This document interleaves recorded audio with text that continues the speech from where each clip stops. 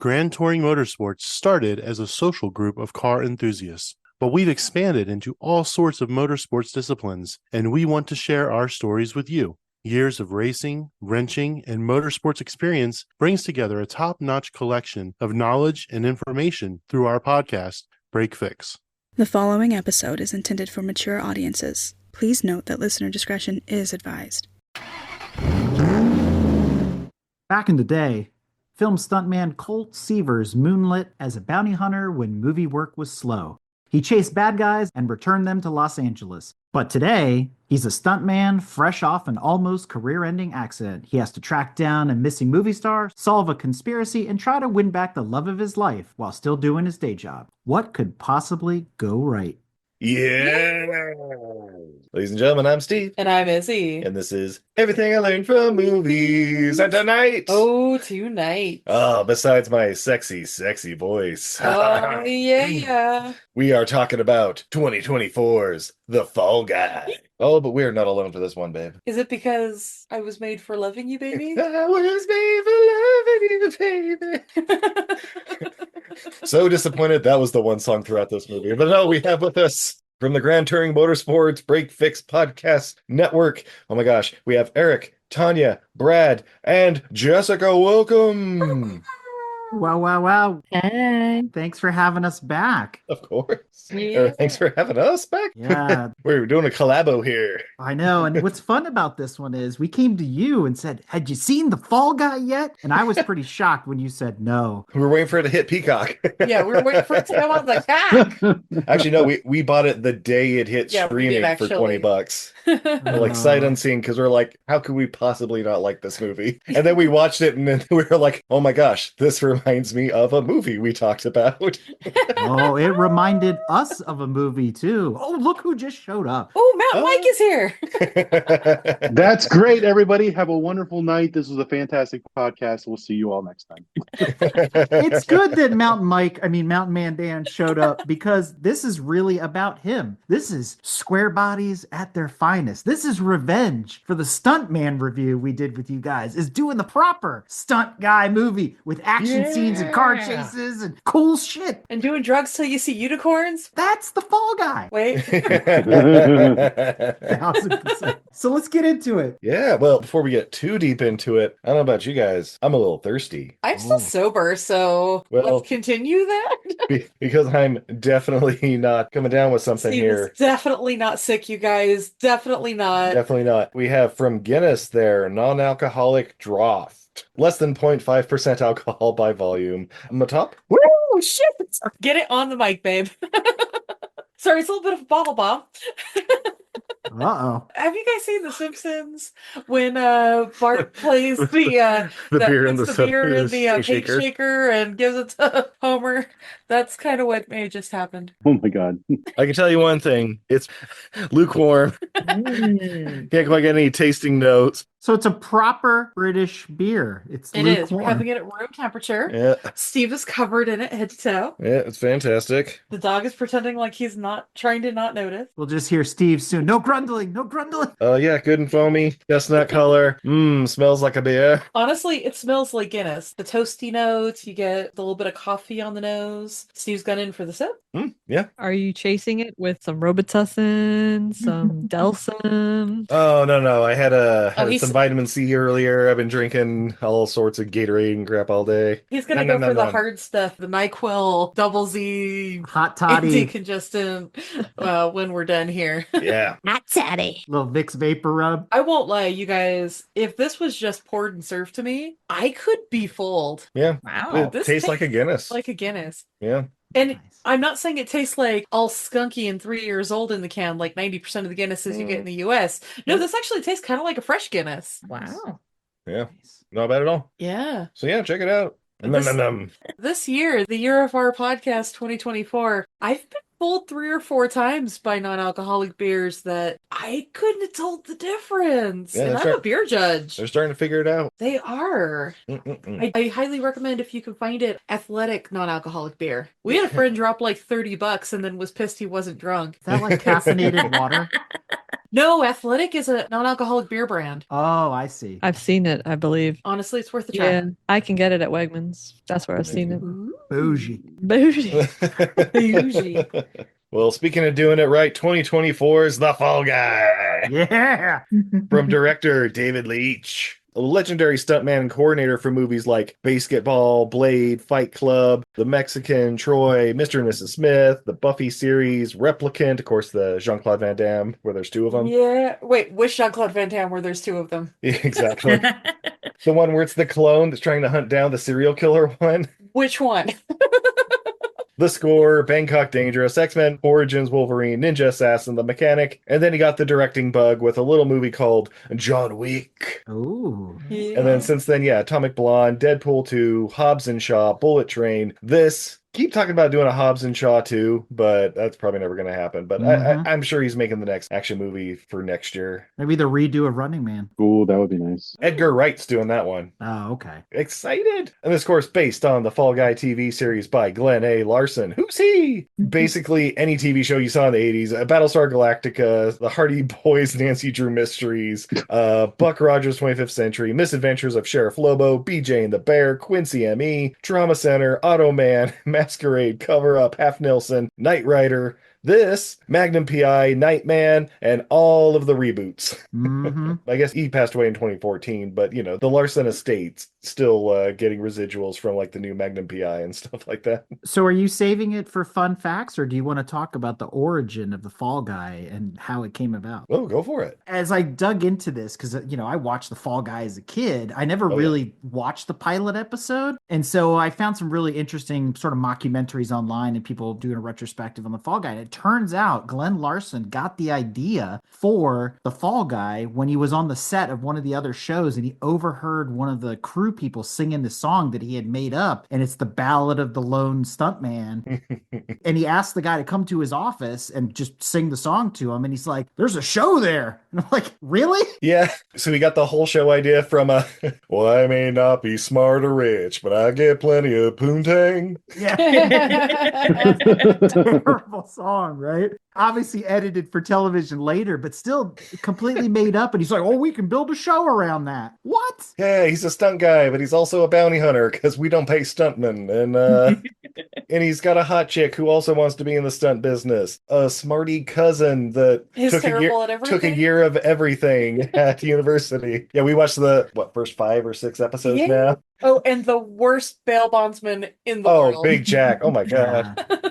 It follows the Glenn Larson formula, right? If you compare it to Knight Rider and Magnum and all the other shows that are of that genre and of that era, guy leaves whatever to become a private detective, bounty hunter, vigilante, has a cool car. I mean, Knight Rider, the Ferrari from Magnum, the Fall Guy truck is iconic, right? And that obviously is part of this movie too. So Larson didn't stray too far from his norm creating the Fall Guy. He just based it on this weird song and it kind of went from there. So fun fact, my dad had that truck like before I was born and when I was a baby, and its name was Super Truck. And there are more pictures of Super Truck than there are baby pictures of me.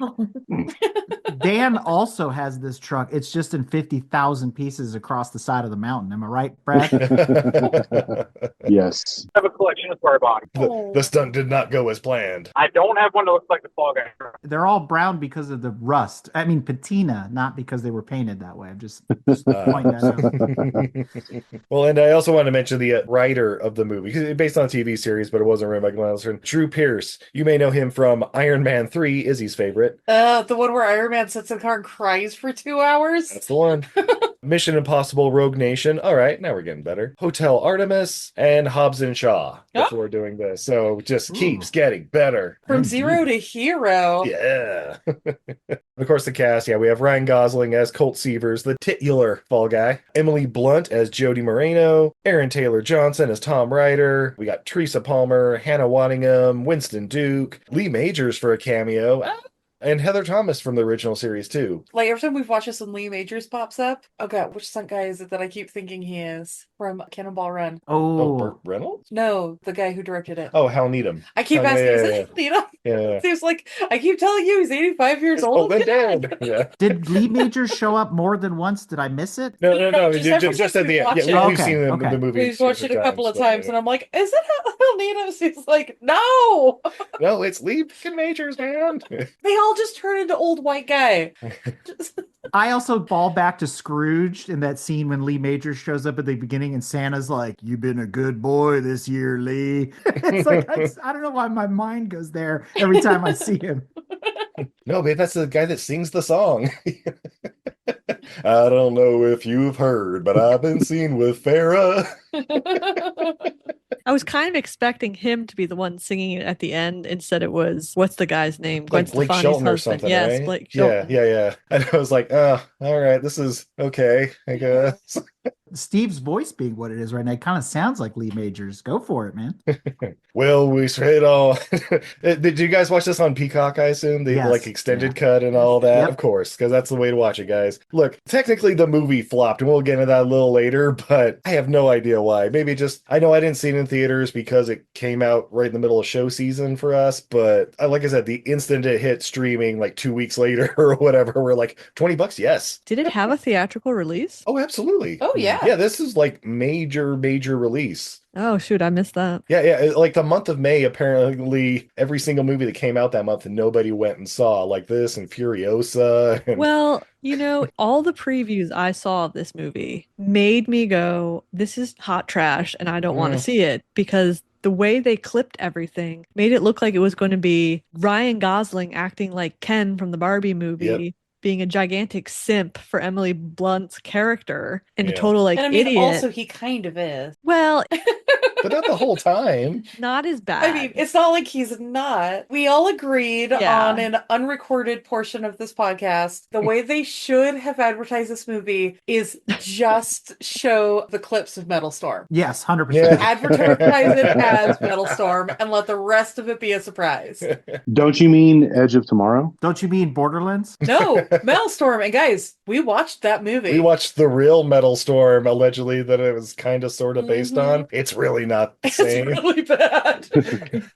And that's from us. It's also not Space McConaughey falling in love with an alien or whatever. No, but, it did have that like showdown at the edge of the universe. I mean, it kind of did. Yeah. It said they said that line. Yeah. They did say that. I think it was the tagline that he also used on 3 other movies. I don't even recall much marketing being done to even put it out there originally. Yeah, it was Yeah. pushed more for like date night, almost like rom-com kind of thing. Like, oh yeah, a little action for the boys, but a love story for the ladies, you know? And that is not how it plays out. That's for No. sure. Did anybody see the movie Edge of Tomorrow, another Emily Blunt film where she was with Tom Cruise? Oh yeah. Yes. Yeah. Because I feel like there were many references to that movie indirectly in this one. Ryan Gosling talks about putting Tom Cruise's face through a deep fake. Emily Blunt is directing a sci-fi movie. I know it's Metal Storm and it's based off the real movie or whatever, but even the tagline, like at the edge of the universe, edge of tomorrow, I couldn't help but make those connections. Guys, let's not beat around the bush. Tom Ryder is supposed to be Tom Cruise. Thank you. Even though Yes. they mention like, Oh, yeah. he thinks he's Tom Cruise or something like that, like in the movie. I'm like, that's not Exactly. going to help. That's like doing the McConaughey impression later. Oh my God, that was so annoying. Fucking McConaughey. I just see McConaughey in the theater going, Oh, motherfuckers. High news. Oh, that like as we're watching this, Steve was constantly like, "So McConaughey's gonna sue them, right?" Well, I was expecting McConaughey to come out instead it was Jason Momoa. Yeah. Which there was a reference to Jason Momoa on the, or foreshadowing on the fridge. Is it Momoa or Momoa? Yeah. Yeah, that's right. Mamois. Pronounce it like Samoa. That was the memento thing with the post-it notes everywhere, right? Yes. Oh my God. Yeah. Post-it. But we're getting ahead of ourselves. Okay, of course, we start off with the incredible, I believe John Williams inspired score for this movie. The I was made for loving you, baby. You were made for loving me. Only about 15 different versions of that song. Yeah. It was epic. It was a throwback to the 70s, 100%, where you have your theme, and that's your theme. Yeah. You'll get it 11 different ways. Even when and you're I loved it. I loved I it. especially love the like sneaking around version of it when he's like sneaking around the apartment and it's like do do do do do do do Yes. do. I like the soundtrack of the movie. Oh, me Yeah. too. I mean, it's no Fall Guy TV series song, but it's pretty good. Tanya's just a huge Kiss fan. Yeah. I'm just picturing Ryan Gosling singing that song or whatever with the acoustic guitar on the beach, like in Barbie. Just waiting for it to come up at the karaoke. Yeah. By the way, I gotta say to start, Ryan Gosling was so dreamy in the beginning of this film. I just gotta say, What? and I'm a huge fan of Emily Blunt. Oh my God. Yeah, that's the spirit. There we go. Brad, what? Different strokes, my friend. There I you go. suppose Yeah, so. whatever floats your strokes. Whatever strokes your float. Emily Blunt or Gosling in this movie? Both is good. Perfect.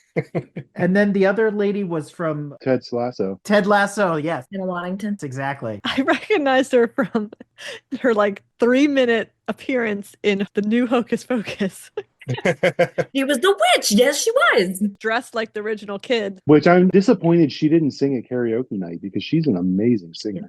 Well, Eric always refers to her as one of the lesbian moms from Sex Education. Yeah. Yes, it's true. Hannah Waddingham. Every time I think about that, I'm like, that's where I saw her the first time. I'm like, all right. So yeah, movie starts off and we meet Tom Ryder and his stunt double Colt Seavers. Definitely not Tom Cruise and his stunt double or whatever. Yeah. But they got the stunt set up where they got a rig where they're going to drop them backwards from like, I think they say like 150 feet or something like that. And they're like, yeah, we just need one more take, Colt, if you could do it. Yeah, I'll get up there. And all along the way, he's on the mic hitting on Emily Blunt, Jody. Planning his vacation. Spicy margaritas. I love a spicy mark. Margaritas. What is it? Their swim costumes? Yeah. Their swim Yeah, I costumes. gotta put on your swim costumes. Is that what you call them? But you know, they do the stunt. We see him falling. It was very Minority Report, right? Where it's like, thought he was going to stop like a foot from the ground. Oh, he did, Yeah. but we didn't see it. Yeah, it just like cuts to black and we hear a shriek. Ah! Yeah, then we see him getting carried down on a stretcher and you know, the bomb going off where it's like super slow and everybody's talking like, whoa, are you okay? Like that stuff, you know. Mhm. And then we cut to ... later, and he's a valet, and I love that he's getting a car for a guy. He's like, "Oh, dude! Oh, what happened to you? Yeah, that's right, you were the stunt guy, and you got fucked up, right? Yeah. This is the fall guy I was telling you about. Epic fall, man. Oh my God, how are you doing?" He's like, "I'm picking up your car as a valet, so my life is hell." He was less dreamy at this point. Yeah, that long hair. Didn't he have like the long fake hair now? Yeah. Yeah. Ugh. Yeah. He had to have a mullet. Cut it. Not into that hobo chic. Derelict. Derelict. Being a stuntman, he was obligated to do some car stunts. I thought the parking job was excellent. Yeah. It's a rental. Nothing like smoking the tires down to the cords on a Challenger. That was awesome. The Hemi sounds fantastic. It was brilliant. Yeah. At that moment, I was like, I'm in it. Where is this going? I had to give that guy like a $20 tip, like, "Hey, here you go, my friend. That was awesome. Thanks for not rolling it. They ain't my tires." But then the other ballet guys were all applauding him when he came in. I'm not gonna lie, I love that there was a challenger for this because everybody I know who like owns one of those challengers is a piece of shit. I was gonna say, is a douche. I'm sorry, guys, and I'm sorry if I've offended anybody here, but Oh no, viewers went down 28%. guys, gals, folks out there listening, if you have a challenger, maybe just like think really deeply about why I might have that opinion. And it's simply based on the people I've known. If you drive a Challenger, Izzy has a challenge for you. Prove to me you're not a huge fucking douchebag. Or just remove the pre-purchase inspection tape from your spoiler. I mean, that's all I'm going to say. But that keeps it safe. But then we see him, driving off in his truck. Yeah, it's the truck. Oh my God. And he gets a call from producer Gail. Definitely not Big Jack in this one. She's like, "Oi." I'm not even going to try to do the bad accent. Wait, are you saying that she had a bad accent or you were going to do a bad accent? My bad accent. No. Oh, okay. Hers is spot on potty or whatever. Like, because her accent is just her voice, and she is British. Yeah, it's just a little bit. Steve, in fact, I dare say she thinks you have the accent. What? Oh.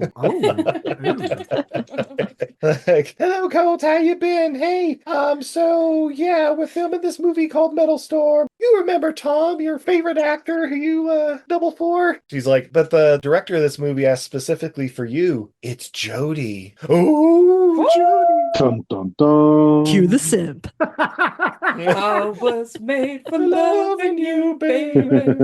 And then let's see. My next note just says Earth, Minerals, Stone. Remind me what that was. It's been a couple weeks since I actually seen the movie. Earth, minerals, stone. Oh shit! No, I remember what it is. He's like considering it, but then he like glances over and he sees Oh yeah, the perky. Yeah, yes. commercial that Tom Ryder's doing, and he's like Earth, Minerals, Stone, cologne for men. That's right. Dior. Yeah, I was gonna say, I love when they try to do these Dior commercials and they end up like Zoolander, where it's like Mhm. moisture is the essence of water, and you're like, Yeah. oh my god.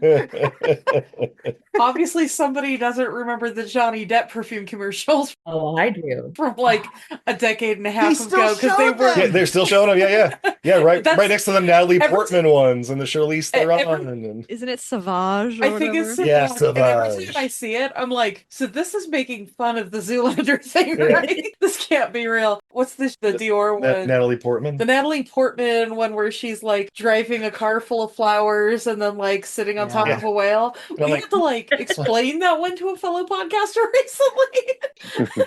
Why does Natalie Portman look like she's 18? Because that's what she was when they filmed that. It was right after The Professional. Yeah. He had short hair. I think it might have been right after V for Vendetta. And the someone that Charlize Theron coming out of the pool of gold. Oh, Yeah, that's yeah. Dior J'adore as well. Right? Yeah. Like, I mean, that had to be like straight off of Devil's Advocate. Yeah. Yeah, right after Astronaut's Wife, Johnny Depp was like, hey, I've got an idea for you. Wow. Guys, have you seen Astronaut's Wife? No. No. It's a dumb movie, but it has the greatest Okay, this thing movie in wins the cinema. ratio of stupidest movie to greatest single line in cinema. So the story is Johnny Depp is an astronaut and Charlize Theron is his wife. Johnny Depp goes up into space and like basically a symbiote, like Venom or whatever organism gets into him. An alien takes him over basically and tries to impregnate Charlize and blah blah blah. And it goes from there. In the third act, Charlize is onto it and she's like, "You killed my husband." Yeah, and then I fucked his wife. Oh! Oh, that's brilliant. That's writing genius right there. It's so good. Guys. So good. That was a feature film, not like a Charles Band movie or like Polanski or somebody directed that thing. You know, that was art. That would explain some things. So anyway, where were we? Earth, wind, and fire. Oh yeah, so we're going to Australia for Metal Storm, right? Because Jodie wants him on for a stunt. We're introduced to the deep fake technology going on where they scan Colt and show that like, oh yeah, we can just pop the actor's face on there and then blah blah blah. And I'm like, guys, that's like 3 years away. They're already doing it to a little bit right now, but like soon they're not even gonna have actors. They're just gonna scan them and it's gonna go great. They're gonna have like 8 fingers on each hand. It's gonna be fantastic. That's how William Shatner is going to live to be 150 years old. I mean, let's face it. Captain Yeah. Kirk Right? rides again. Young William Shatner popping up in a Dior commercial. God. What would you do for love? Earth, minerals, stone. The whole cat and mouse of this stunt, he's hiding behind the car, not trying to, is Jodie there? Is she not there? I don't want to see her. She doesn't want to see me. If we skip over that BS and get to Yeah. the stunt itself, the first big stunt of the movie. Oh, you mean the car roll? Yeah. Take it away, Eric. I mean, I looked at it and went Death Race, the new Death Race stuff. And I was like, okay, the cars are, sort of post-apocalyptic, a little bit Mad Max, this and that. But I appreciated it. They were using vehicles. They were doing the old school ramps, like all this kind of stuff. It wasn't CGI'd. But the idea was that they were doing it old school. And I appreciated that. They needed a stunt guy. They needed somebody to drive the truck. So when it all went down with the explosions and the multiple angles and rolling the car and the hit that it took, real or otherwise, I was like, ooh. It was real because if you stayed to the end and we're watching kind of like the Right. pre-credits, they were showing real footage and they actually did flip at the real stunt guy. Yeah, They really did break the world record on it. yeah, 8.5 rolls. Woo! Yeah, that's pretty cool. You don't see that too much anymore. I really appreciated that, and I like that. I'm like, I was in it back at the valet scene, but now I'm like, okay, this is cool. This is different. Where are we going with this? And the movie is again a little bit tongue in cheek, even up to this point, right? The margarita thing, the valet thing with the mullet and the Dior commercials and all. And you're kind of like, why is this a bad movie again? Like, why did nobody watch this? Like, it's entertaining and you're not dragging through it. It's pulling you along very quickly because everything happens in very kind of rapid succession over a 2.5 hour period, which is pretty incredible. Yeah, although I will say this scene has one of my irks. Oh. If you're gonna do something like break the fucking world record doing rolls, stop cutting away from it, making it look fake. That's true. Just show it once at least. They couldn't show it, which makes me then doubt them, and then I have to Google it. You know, you're a huge fan of when they start quoting Rocky and Fast and Furious, Last of the Mohicans and stuff later. Like, that's a nice little running gag between stunt coordinator Dan and Colt, right? Everybody loves that. Yep. Referencing potentially better movies. I'll say on par movies. I love this thing. But then, yeah, after breaking the world record, you know, on his first stunt back in, what was like 18 months or whatever since he broke his back, he gets to see the director, and it's Jodie. And she had no idea he was there. You know, the music starts swelling, and she's like, whose fucking idea was this? Who's getting fired? I don't understand why she was so bitter. I mean, I get it. She made a big deal about him abandoning her, and I'm like, he was in traction, like in the hospital, and you didn't even bother to come see him. Like, I don't get it. No, so she tried to come around and everything. Yeah, and he basically just ignored her, and then once he got out, he just abandoned everything, just disappeared off the map, and she didn't get any closure or anything. Apparently, during her little monologue explaining to him about what the movie was about that she was making, she talked about all the experiences that she had after him.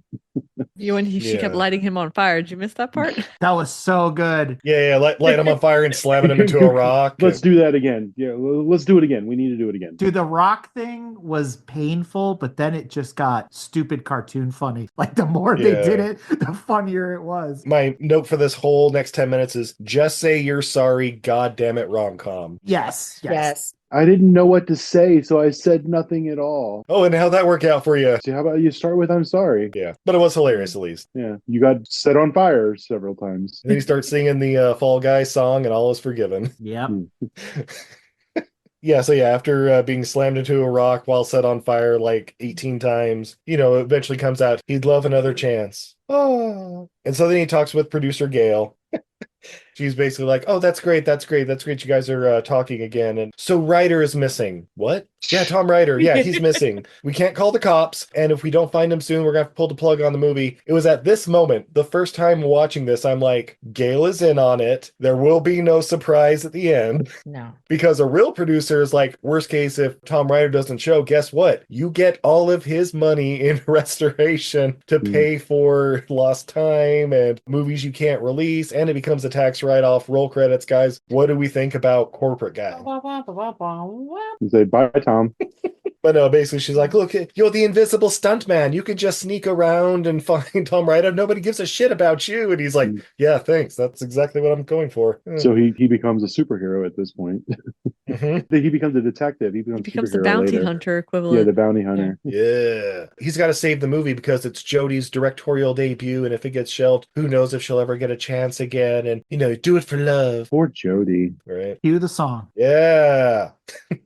And they also show the new truck, and I'm like, boo! Fuck you, movie. You should have shipped it to Australia. The new truck was terrible. So big. I thought the new truck was awesome. What? No, the new truck sucks balls. Yeah, the new truck was awesome. Big old bloated piece of junk. Ugh. 95% plastic. Well, you're not wrong about the new Chevy Silverado that they used for this film to replace the original Fall Guy truck. Although they used the old K1500 plenty in the movie as our C10 or whatever. Dan will correct me at some point. I'm going to throw some information out regarding vehicles since oh boy, that's what we do. Yeah. For the original Fall Guy show, the original square body was a 1980 K25 or 2500, which is a 3/4 ton. And then in later episodes, they switched to an 82. And then for this movie, the square body they had in the background was an 85. Oh. Those are just things to put there.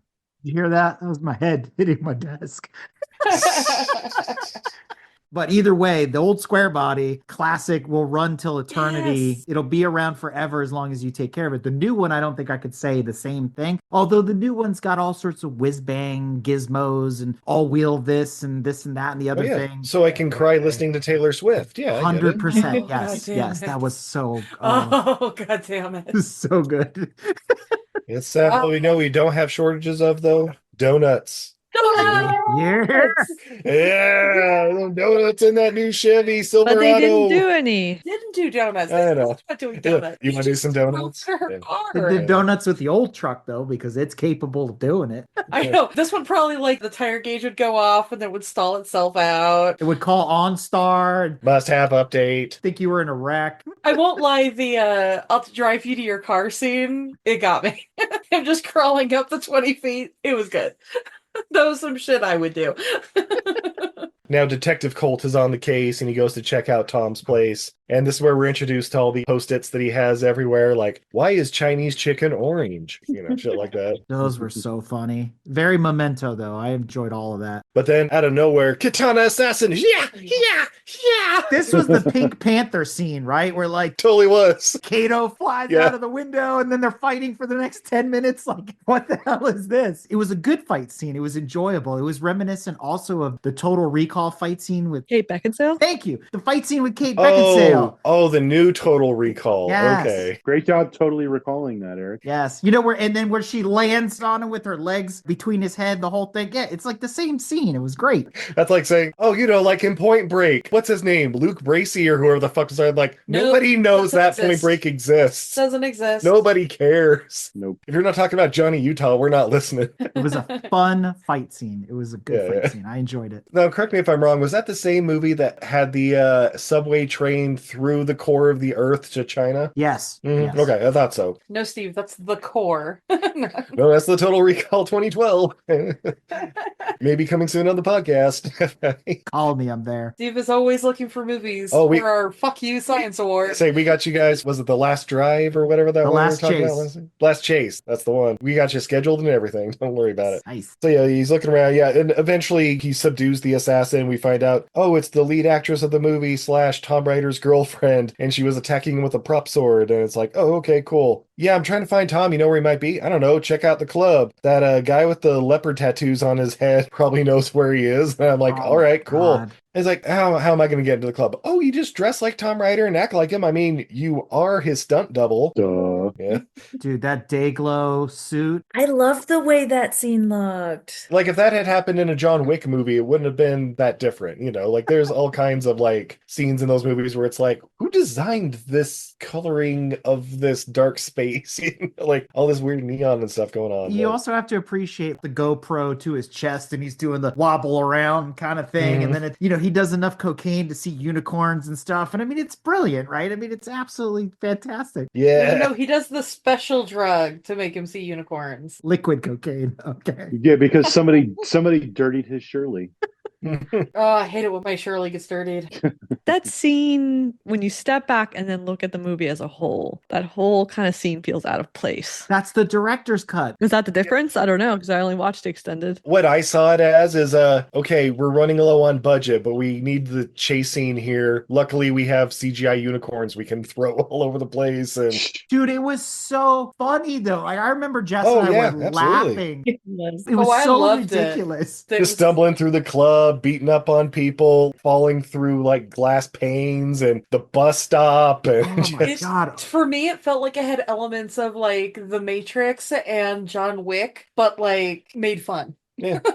Watching that scene, I thought for sure he was hallucinating the whole thing, and they were cut Right. to him like dancing around, pretending like he was beating up people, Yeah. Oh, like the Wolf of Wall Street. sitting there punching the air and shit. You should Yeah. have seen me. I drove home and it was amazing. And you see the car and it's completely trashed. Yes. It cuts back to him just on the couch, just like filling himself up like he's on next saying, kick her ass. Yeah. Yeah, exactly. Ah, red unicorn in a battle. I do my own stunts. But this does lead to one of my favorite things in this movie that would be ultimately totally infuriating in real life. His like terrible breakdowns of events that are happening. Yeah. Oh, yeah. His The whole- recaps for Full people. recap. Yeah. He is the most unreliable narrator. but that might be part of the point. Totally. Oh, 100%. That's how he gets himself into all of these situations. Shenanigans. But eventually he does catch up with Leperhead guy and is like, hey, I need to know where Tom Ryder is. And he's like, okay. I'm sorry, man. Security told me to drug you. You need to go to the hotel, ask for Kevin, ask for a fruit plate. And he's like, that's not going to be any more drugs, is it? Like, no. It's a thing. Waiting for it to be gay code for something. Yeah, right. Like going with the unicorn thing. Yeah, he goes to the hotel and he runs into Jody, who's there, like, I guess staying at the same hotel. And he's like, oh, hey, I'm totally not high. What's up? Are you going to come to karaoke? No, the karaoke's later. No, that's No, later. karaoke's later. Yeah, later. He's supposed to meet her for something. I'm going to see you later. Yeah, totally. Yeah. I'm just going to get some sleep. Yeah. They were going to discuss some other aspects of the film. That's right. They're going to talk about the problem with the third act trope. That's what it was. Because they're referencing, are they going to get back together? That's right. And that's right. They have the conversation about that shit later. She did a split screen. That's right. We get the split screen. Yeah. With him and Jody. They're talking about like, look, I just don't know if these guys are going to get together because, That's right. She's talking about, rom-coms. how do you feel about split screen? I thought the split screen was really cool. You can't do the tropes and call out the tropes. No, but I kind of like that they're doing the tropes while they're calling out the tropes. Like, I dig it. It was very I agree with you. Yeah, that's what Jess was saying too. She's like, when was the last time you saw a good split screen? And I'm like, Ocean's 11? No. here it is.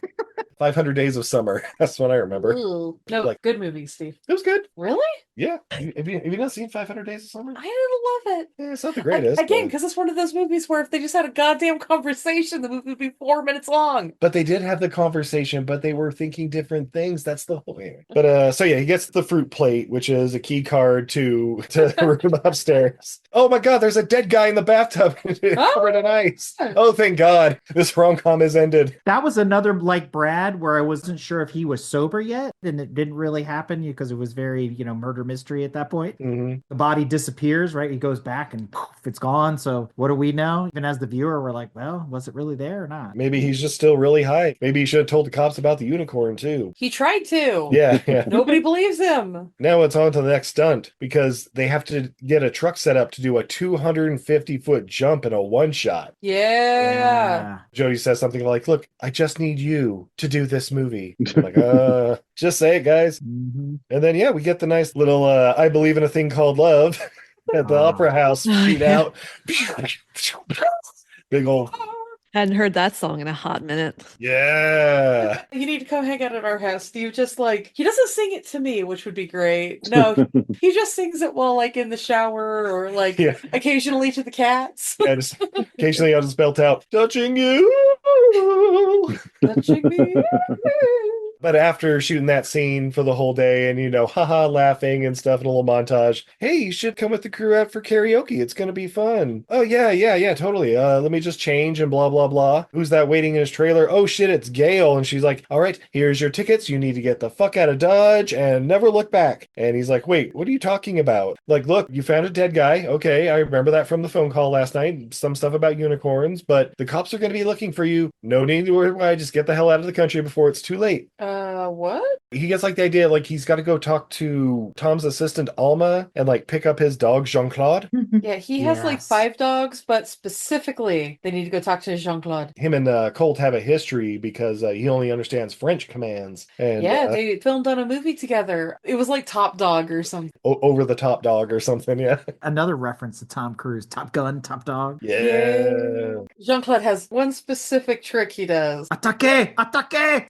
Yeah. We know the trick. Also, if anybody is a fan of dogs, this particular dog is a Kelpie, which is an Australian breed. If you thought Australian cattle dogs and border collies were crazy, meet the Kelpie. They make those breeds look tame. There you go. But Alma, he's asking hey, you have any idea where Tom might be? No, I really have no idea, but maybe the phone here that I have of his has the information, but you gotta be able to hack it, and I don't know how to do it. So I'll give it to you in exchange for a producer credit. And then he says, I'm a stunt guy, right? Yeah. Yeah, stunt guy who used to fuck the director, get me the producer credit. Well, I mean, okay, well, I'll see what I can do. And then, zap, they're both tased. Oh! by off screen by some big guys. And then that's right, the guys like kidnap Alma and like, where's the phone, Lebowski? And Give me the money, Lebowski. while Colt and Jean-Claude are in hot pursuit, he's chasing them in the new Chevy Silverado, and he's like, engage your core.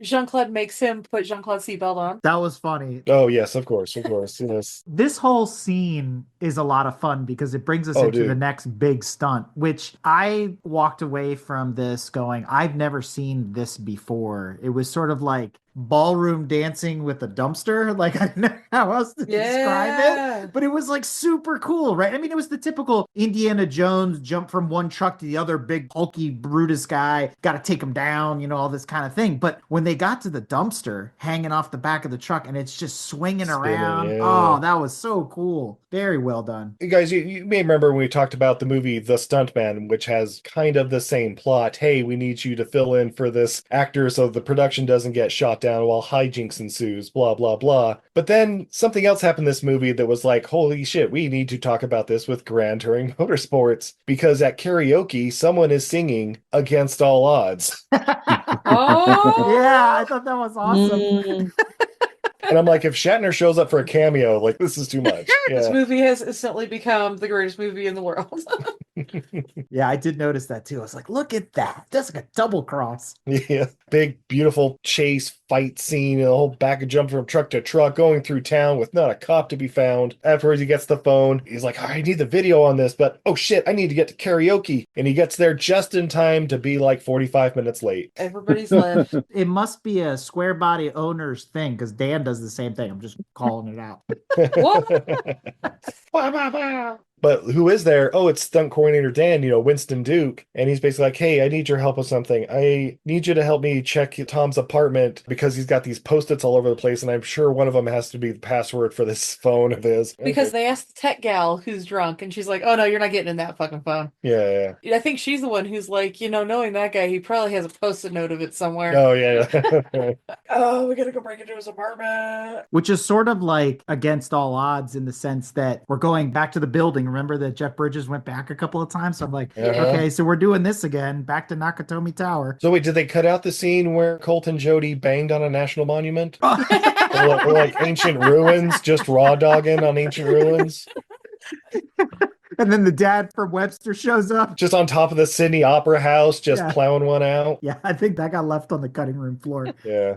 Damn PG-13. They eventually find the password, open it up, and they're like looking through his videos. Basically see one of him like drop kicking his stunt double Henry and killing him. He like hits his head on a table or something. For me, this was so funny because it was the dodgeball moment. Again, another Ben Stiller reference where he's like, nobody makes me bleed my own blood, right? That kind of thing. Yeah. Marty McFly, don't call me chicken, Nobody right? calls me chicken. Yeah, it's the same thing. And I'm like, oh my God, we're just pulling all the threads, aren't we? Yeah. Like the instant they see that video, oh, well, the news is on for some reason. And Colt Seavers is a suspect in the death of Henry or whatever. The baddies are closing in on the apartment. And now, guys, we get stunts. Yeah.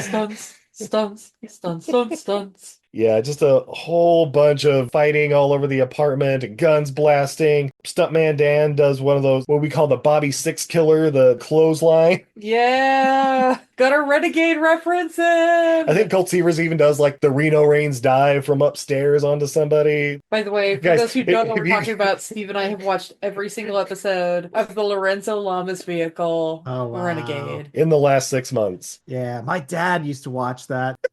It was bad then. You know what? It has some really bad episodes, but it's also not that bad. So here's the thing. There's so many things where like you watched it back in the day and you're like, oh, this was great. And it sort of aged like milk. This was not that great and therefore has aged exactly as it still is.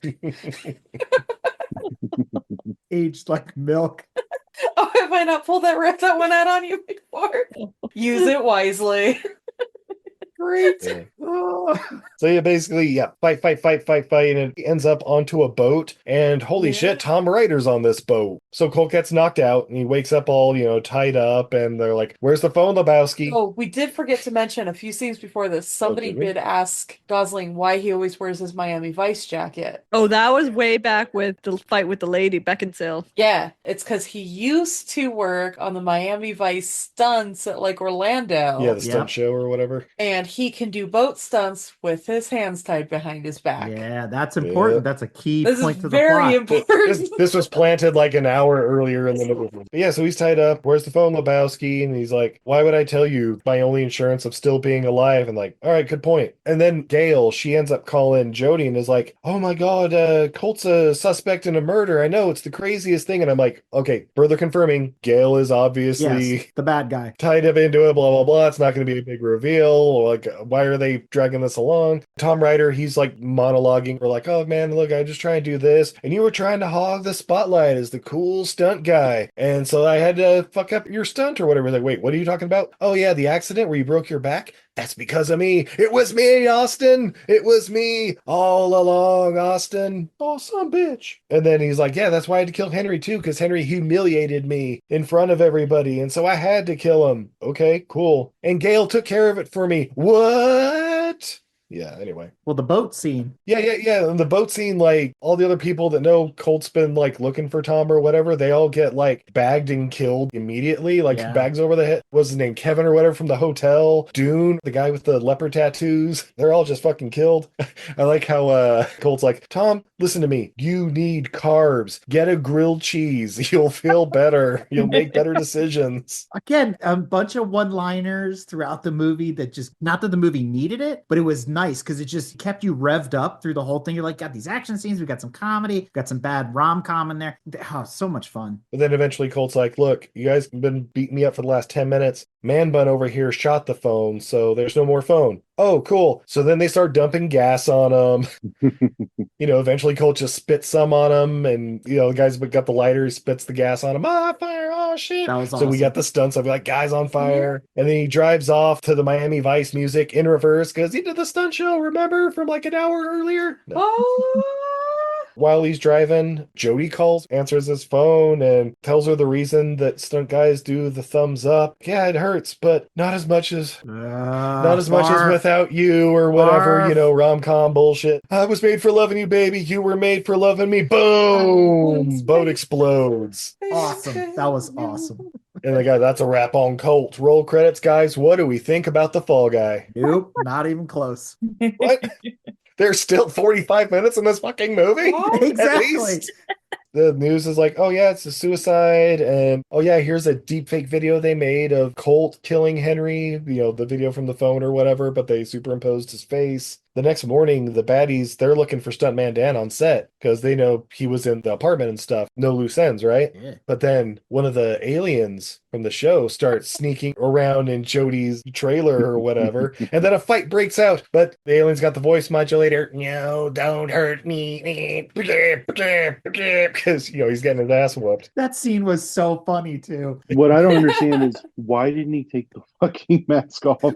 He had 30, 45 seconds from the time he walked into the trailer. It's not Velcro. Probably got some snaps or a zippers. No, he took it off easily afterward. It's like the scene with The Rock where he's getting beat up against it 24 times. All these things that were just overly Just say you're exaggerated. sorry. Exactly. And this just adds to it. You're just like, this is so stupid, but it's hilarious at the same time. He gives the thumbs up, and Jody helps him get the thing off. And he tells Jody everything, like, oh yeah, fucking Gail's in on it, and unicorns, and all that shit. goes back to his terrible description of what's happening. And she's like, we need to go to the police and clear your name. And he's like, no. See, if they think I'm dead, then they'll finish your movie. You need to finish the movie. Meanwhile, I'm going to sneak around and do some cool shit, right? Inspire all the little Jodies of the world to do their thing, and they kiss, and Yeah, it was like, besides, I have a plan. We're going to lure them back, and then I'm going to kick their ass. Or we could give them over to the cops. Or I can kick their ass. Yeah. Because I like this through line keeps going. I think Gail shows up and she's like, hey, so we're not going to do the car jump. We're just going to do visual effects. And we got to shoot Tom's monologue. He has like 8 more pages for it or something like that. His Matthew McConaughey log. Yeah, we get the McConaughey monologue. The McConaughey log. It's high noon on the edge of tomorrow. Giggity. All right. I was shooting aliens long before I was banging them, or whatever the hell he said. So terrible. It was awesome. There's one thing that will help us, love. Love conquers all. Yeah. So the whole plan is, Tom McConaughey, Tom Ryder, he's mic'd up, but he always forgets that he's mic'd up, and so they're going to try to trick him to force a confession out of him. Ron Burgundy. Yeah, exactly. Don't put it on the prompter then. I'm Ron Burgundy. I'm Ted Baxter. Go fuck yourself, Metal Storm. But yeah, so then Jody, she's putting up a front like, oh, I'm so sorry to hear about Colt. And she's like, oh yeah, Colt was dead to me anyway. Fuck that guy. Anyway, we just need one more take of your monologue here. Then we're going to rig this canyon up with all the charges and stuff. They have like the green screen or whatever backed up around the car. Like, all right, we just need a couple establishing shots of you shooting some aliens and then we'll have the stunt guys go in. We just need some time to rig up the canyon for them, blah, blah, blah. But then, wouldn't you know it, somebody comes in and handcuffs Tom right to the inside of the car, and it's like, what the hell's going on? Oh, you boys been to Mexico? No, and they go driving through that canyon, boom, boom, boom, boom, boom, boom, and he's like, Colt, you were dead. What the hell, man? That's right, bitch. Boom, boom, boom. And you tried to kill me and it didn't work. And he's like, just trying to get a confession out of him as all the stuff's going on. All the security guys, Man Bun, and all those guys are chasing after him in their trucks. Yeah. And I like the I, Colt Seavers, was set up by you, Tom Ryder. Yeah. Why are you talking like that? You ready for this 250-foot jump? We're gonna go Thelma and Louise. They died at the end. Whatever. Yeah. Being chased by the BMWs that the Man Bun had. Yeah. But it was awesome to see those get destroyed too. I was like, excellent. Yeah. Take out the bad guys. It's all like 10-minute cool ass stunt scene. But eventually, yeah, Tom confesses or whatever, and he's like, all right, here's the jump. They jump like it's the end of Hooper. Boom, roll a couple times. And Tom's alive. What? Gail shows up. It's all the gotta get the tape, right? Right, that's right. She's got to get the tape because that's the evidence they're going to use. Yeah, and that was being recorded in one of the vans, so she went after that guy first. Where I drew a parallel to this whole scene with her and the white suit and the helicopter and the prop wash. Mm-hmm. Do you guys remember Wayne Newton was in License to Kill? Remember the whole scene at the end and the shit's all over him and he's on the side of that wherever the hell he was? Yeah. To me, it was like the same scene. Bond takes care of business at the end of the day, but I saw Gail and Wayne Newton kind of in the same role there. As a cult leader? Yes, that too. And also you got other security guys, just going after Colt, but then, Stuntman Dan, he's like, stunt set, assemble and attack! And, a whole bunch of fighting and stuff there. And very Game of Thrones at that point. Oh, yeah. There's a group of people you don't want to fuck with. It's stunt people. They will fuck your shit up. They're like fucking carnies. Yeah, dude. Yeah, eventually Tom and Gail, they get to the chopper. Colt's chasing after him. Jody's like in the truck with the camera thing on it. Colt jumps on that and he's hanging out, straight out of the Stuntman, where it's got the guy in the little chair or whatever and extending the arm out, so he can jump on that under part of the chopper, hang off that. And meanwhile, the pyros are blowing to slow down the chopper. Boom, boom, boom, boom, boom. Oh shit, we're about to get tailspin or whatever. And I don't know, he says quippy lines to the girl because, he's the fall guy. Yeah, he gets to the chopper and they just start beating the shit out of everybody. And then he jumps. Then, oh shit, I'm safe. Onto the pillow. Oh, that's right. He jumps out and lands on the giant airbag. That's right. Wait, how did he survive that? Yeah, that's right. The chopper tail spins. It's struggling. And then the cops show up and everybody gets arrested, basically. Yeah, pretty much. Yeah, the song comes on. Well, it sort of ended remember in Monty Python and the Quest for the Holy Grail? All of a sudden the cops show up. For me, it was the same thing. It was like, did somebody call them? But Stuntman was the same thing, though. At the end, all of a sudden the cops are there and the helicopter as well, and all those other parallels you could make to the Stuntman movie. Absolutely. Every scene and then the second half of Stuntman is it represented in this movie. It's great. Minus Barbara Hershey. I mean, Emily Blunt. I'll take Emily Blunt. But so Colt and Jody kiss, and as the pyros go off, boom, we get the trailer for Metal Storm. Oh my God. And who's starring in Metal Storm now that Tom Ryder's rotting away in ass pack in prison? All the pectorals. Jason Samosa. Jason Samosa. Mimosas. Jason Momoa. So good. And we see that Alma gets her producer credit. Yay! Was it H Hall or whatever at Comic-Con, baby? Woo! And we see Colt, and he's got his new jacket that says Fall Guy Stunts. What? He's the Fall Guy. Get it, guys? It's an origin story. Anyway. And then the real song by Blake Shelton comes on, and we start getting outtakes, just like the great stunt movies of the late 70s and early 80s. And a cameo by Lee Majors himself. Yeah.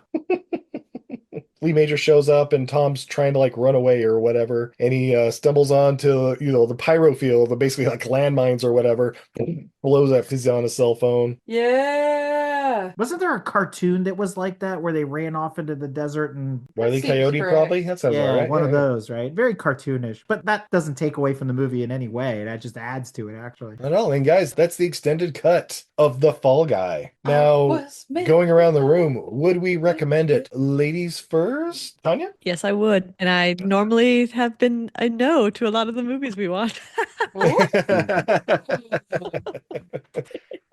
I watched this one twice. Wow, commitment. All right, how about you, Jessica? Yes, I would recommend it. I like having a movie that doesn't challenge me in any way, shape, or form. Fully aware that it is only there for entertainment, and it really commits to being very entertaining, sometimes in a very creative way. Yeah, it's unchallenging and it's stupid and it's nice to look at. What's not to like? There you go. Eric, how about you? I like the fact that it didn't take itself too seriously. It is an homage to the original Fall Guy. If you watch the pilot episode of Fall Guy, that's basically the premise of this movie. I mean, I enjoyed The Fall Guy as a kid, so I go back to those memories as well. I think it was a great reboot. I don't know that they could do a sequel, but to Tanya's point, this might be one of the only times we are all going to maybe come to the same consensus here that this movie was awesome, highly underrated, and if you haven't seen it, you should watch it because it's a great pass a Saturday afternoon when it's snowing outside kind of movie. How about you, Brad? Yes, 1000%. I totally recommend this. I'm really easily entertained. All right, Mountain Man Dan. So I'm on the fence. What? Because here's the thing. I disagree with you, Eric, on the fact I don't see being similar to the show with the exception of names and him being a stunt guy. There's a lot that's completely different than the show, in my opinion. Well, it's the origin story, and in further sequels, that's when he gets the bounty gigs. But even so, if you're going to go with that logic of it being the origin story, he was a mentor to Jodie. It wasn't a love interest to his. Still can be. They had to modernize it a little bit. To be fair, Jodie was also maybe 19 years old or whatever in the series, and valid point. A little creepy these days. Yeah. Lee Majors didn't look a day under 60.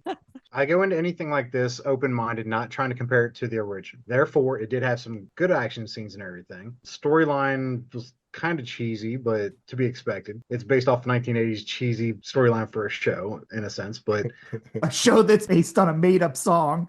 But the sad thing is that song, it's more about him not getting laid and not getting the women than actually getting No, he gets laid, he just doesn't get paid. If you listen to the song, the lyrics of the song, he's seen with them on screen. Oh, yeah, and then all the girls run off with Bert. Yeah. Okay, yeah. So it's like he's there with it, but he's friend-zoned all the time for everything. All in all, it's not a bad movie, but it's not a favorite. I'd put it that way. What you're saying, if it was called The Stuntman instead of The Fall Guy, you'd probably 10 plus, 10 out of 10? I don't know about a 10 out of 10, but it would definitely be a better Stuntman than the movie called Stuntman. Yes! Yeah, there you go. All right, how about you, babe? Oh, this movie's amazing. This should be mandatory viewing. Everybody go watch this. Yeah, guys, spoilers. This will be mentioned in the Stevie Awards at the end of 2024 as, I'll say top 10, but you can guess somewhere in the top 10 where this movie's going to be. But, dude, this was a good year for movies, though. Dude. This was the year of Steve for movies. There was a stunt movie. There was an ape movie. There was an ape versus Godzilla movie. There was a Dune movie. There's Deadpool and Wolverine movie. All you're missing is a Star Trek movie. Maybe next year. There you go. There's like 8 Star Trek series going on. Like, they don't need to put another movie. J.J. Abrams is probably ruining some other franchise. Well, he didn't ruin this one. This is good stuff. All right. Well, on that note, we'll take a quick commercial break. Oh, but when we come back, we have more beer, fun facts, and what we learned from The Fall Guy. Yeah! There's so many podcasts out there. How do I find the one for me? For so long, I've searched for podcasts all over, but none of them seem to fit my needs. Where is my Nick Cage Pissing Fire podcast? Where's my monkey tickling? I couldn't find it anywhere until I found Everything I Learned from Movies podcast with Steve and Izzy. And now I get to hear about all the monkey tickling I want, baby. So many podcasts out there are all talk and no Congo. That's why I listen to Everything I Learned from Movies. Greatest living actor? Nicolas Cage, of course. That's why I listen to Everything I Learned from Movies. one-liners, plot holes, gratuitous boobies. Fun fact, that's why I listen to Everything I Learned from Movies. See if Everything I Learned from Movies is right for you at EILF Movies. That's Everything I Learned from Movies on Twitter, Facebook, or Patreon. Free on all the major podcatchers. And we're back. Oh my god, Steve, those are the greatest ads that ever added in the history of adding. She said it. They get better every week. Well, I don't know, but I've been told. I've been made for loving you, baby. You were made for loving me. Can you take enough of me? So I'm a little under weather, so we're going to skip the beer part. Would any of you be interested in any fun facts about this movie? Absolutely. Yes. Yeah. I don't know, Steve. Are they fun facts? Super fun facts? Because fun facts. I was made for giving you fun facts. I was made for receiving fun facts. Yeah. I sense a theme here. Somebody's about to get fact. Anyway. All right, guys. Rotten Tomatoes. What do you think the critics thought of The Fall Guy? Oh, they hated it. Oh, yeah? But what percentage do you think? What percentage gave it a positive review? Yeah, 0 to 100%. 40% gave it positive. 40? I'm going middle of 50. 65. Everybody likes stupid things. 65. No, the critics don't like they're stupid things. mean. It's like 28%. Are we talking Rotten Tomatoes or are we talking like actual? Rotten Tomato critics. Rotten Tomato critics. Critics usually think that they're smarter than they really are. And they try to be more sophisticated. Well, everyone who's slammed Idiocracy, look now. Yeah, look at him living it now. Fuck our lives. I think the critics are idiots, and I'm really sad to say this, but I think they gave it 17%. Ooh. Yikes. Ladies and gentlemen, this movie is certified fresh 81% with the critics and 85% with the audience. Nice. That deserves a round of applause. Everybody who has actually seen this movie loves it. We're what, 8 for 8 on this episode here? So Yeah, that's 100% of us critics. that's right. The IMDb popularity score is 97 out of 100. Yeah. It's really high. Did you see what the IMDb score is out of 10? Not so great. 69. 6.9. All right, $125 million budget. Actually, not that bad nowadays, right? Usually you hear like 200, 250. I thought that would be higher. What do you think the worldwide gross was? Ooh. Ooh, that's going to be low. 125 million. Considering Tanya didn't even know it was theatrically released. Yeah, was that in theaters for like 2 weeks or whatever? Yeah. Did do better internationally. It feels like one of those movies though that like did really well Where? In Slovenia? in other countries. Other countries who are like, yes, American style. Stuntistan. Yeah. Turns out Germany loves Ryan Gosling. Yeah, Eastern Europe, where all the stunts usually happened. I'm going to go with like a 75% number and just say it did like 80. It did 93 million in the US, 181 worldwide, but the studio claims it lost like $200 million or whatever because of all the advertising or whatever. And like, that's just bullshit tax write-off stuff. Yeah. And I know they got $25 from us to purchase Yeah, they it. did. Woo! This movie has been in development since 2010. Holy crap. Really? Yep. Tom Cruise, Keanu Reeves, Nicolas Cage, Jason Statham, and Dwayne The Rock Johnson were all eyed to play Colt Seavers over the years. Guys, what if Nicolas Cage was Colt Seavers? Oh, no. Oh, man. Movie would be trash. Oh, yeah. Like, Movie would be a dumpster fire. let's give him the benefit of a doubt. Let's say 2010 Nicolas Cage when it was first conceived. So like National Treasure time period? Yeah. National Treasure, Sorcerer's Apprentice era Nicolas Cage. I'm in. I'm here for it. Would still be a dumpster fire. Give it to me. No, it has to be Con Air Nicolas Cage.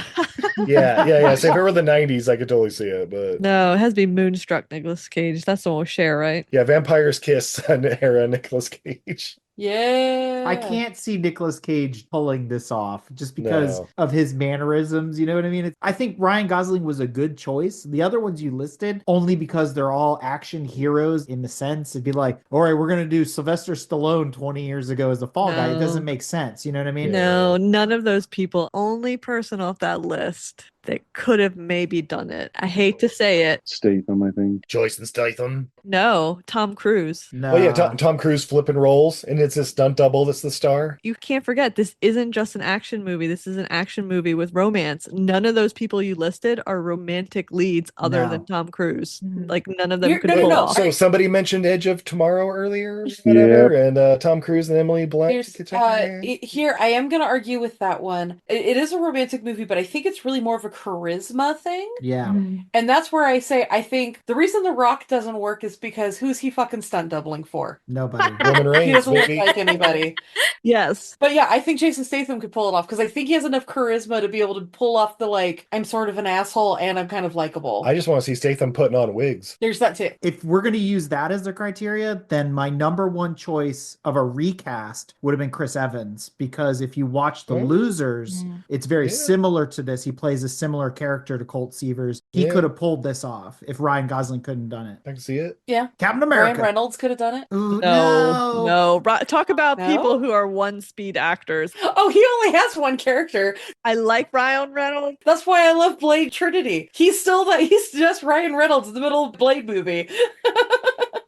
Except for Just Friends. That gets weird. Never watched it. What? Whoa, it's What? so cute. It's so I don't watch cute movies. I watch Yeah. good It's funny. movies. It is funny with a This little. movie was a little almost too gross. cute. A little gross, but yeah, no, it's good. You got to watch Just Friends. You gotta watch The Proposal.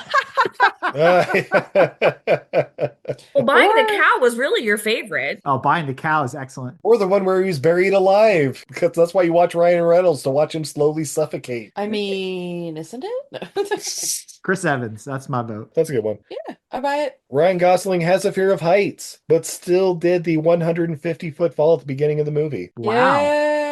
Yeah. Yeah, that like the pseudo one take where he goes all the way up the stairs and everything and then drops or whatever. Like, I never would have guessed he was afraid of heights. No. Acting. Also, Ryan Gosling has 8 stunt doubles. You get to see a couple of them. And I like that at the end. Yeah, they showed a bunch of the stunt doubles at the end. That was One of them was Jackie Chan. Did you see? one of them was John Cena. No, I didn't see him.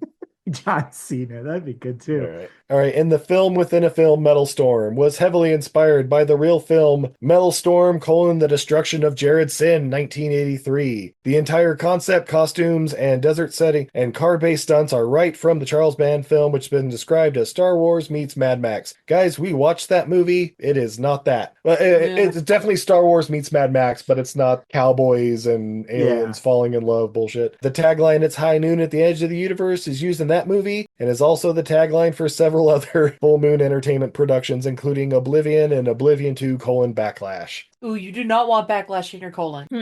So let's pull on that thread, not the colon one. Don't pull on your colon thread.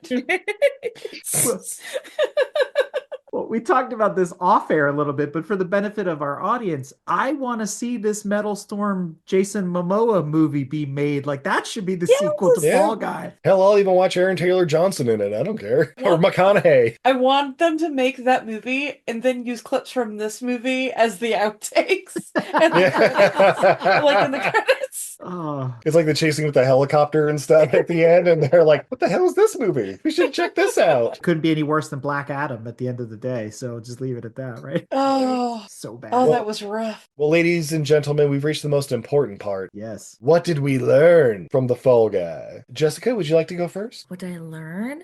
That really one of the best fight scenes I've seen in a long time happened in a dumpster. Yeah. Tanya? The Ryan Gosling can speak some French. Attaché or whatever. I was waiting for Ryan Gosling can get it. Jacques! How about you, babe? I learned that I was made for loving you, baby. You were made for loving me. Not. All right, Mailman Dan, how about you? I'll say one thing I learned was the fact Ryan Gosling being afraid of heights. That's an interesting tidbit of information. All right, Brad, how about you? What'd you learn? I am such an idiot. I learned nothing. No, I learned from watching the movie that Fall Guy was a double reference. Not just stood for the stuntman, but also for the fact that he was the fall guy for the murder. Inception. So many levels. All right, Eric, how about you? I learned that movies can still be made the old school way and they can be a lot of fun. And not all of this movie is old school, but going back to the world record setting rollover, the dumpster scene, and all the other stunts that they did, it's fun to see movies can still be put together this way. All hope is not lost. Points for practical effects. Exactly. They say they mentioned in the movie, like, hey, you get an Oscar for stunts? No, we don't. Like, guys, why don't we give Oscars for stunts? We get it for sound editing or whatever the hell, gaffing. Yeah, for sure. Yeah. What I learned, nihilism is a viable worldview.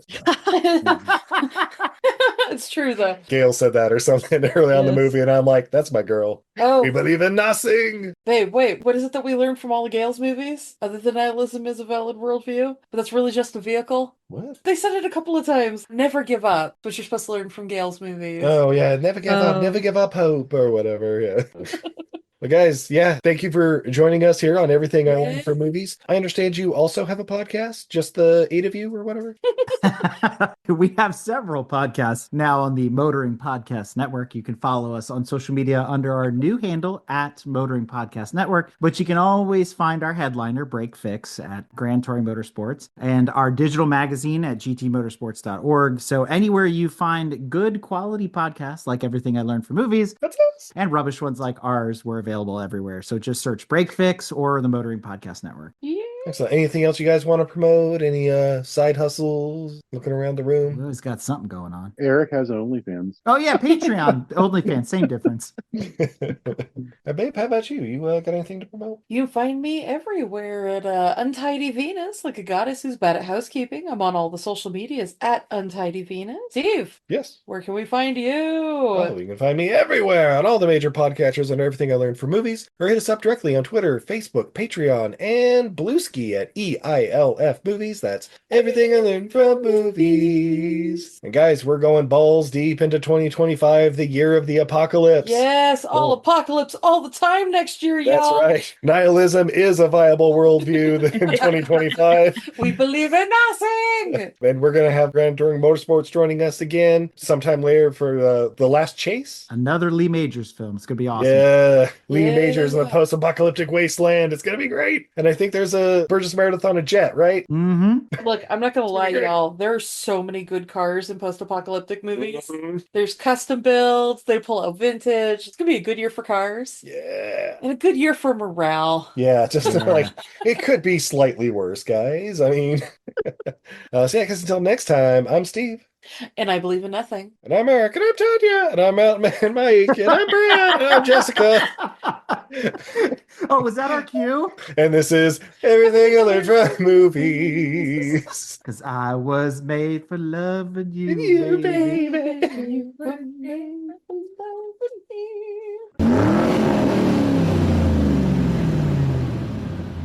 We hope you enjoyed another awesome episode of Break Fix Podcast, brought to you by Grand Touring Motorsports.